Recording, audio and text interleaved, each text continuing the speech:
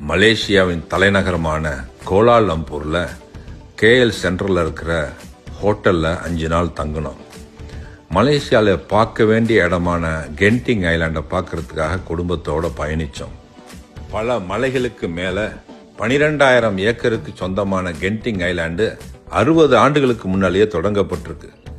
அந்த கென்டிங் ஐலாண்டில் casino, food court, indoor games, outdoor games, shopping mall, cable கார்னு எல்லா விதமான வசதிகளும் அட்ராக்ஷனும் பண்ணி வச்சிருக்கிறாங்க.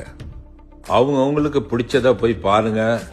எல்லாரும் லஞ்ச் டயத்தில் மீட் பண்ணலான்னு சொல்லிட்டு ஒரு நாள் முழுக்க காலையிலேருந்து மாலை வரைக்கும் சுற்றி பார்த்தோம்.